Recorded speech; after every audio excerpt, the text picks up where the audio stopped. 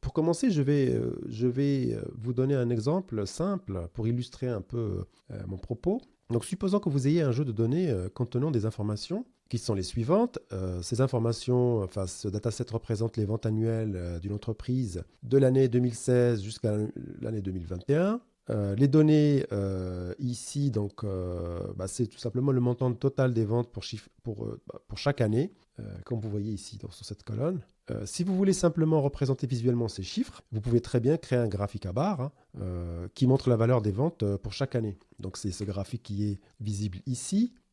Cependant, si vous souhaitez également mettre en évidence la tendance générale des ventes au fil du temps, c'est-à-dire que vous voulez afficher le chiffre d'affaires, mais en fonction du temps, il serait peut-être plus approprié de créer une ligne de tendance ou un graphique linéaire qui va connecter ces différents points.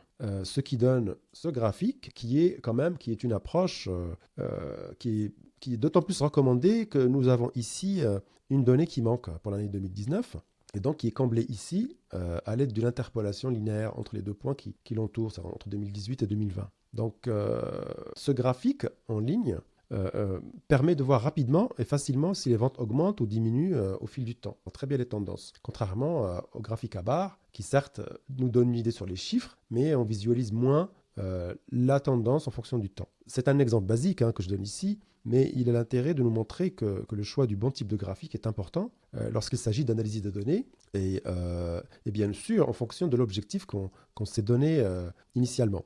Et cela donc peut nous aider à fournir une représentation précise et claire des relations entre différents ensembles de données.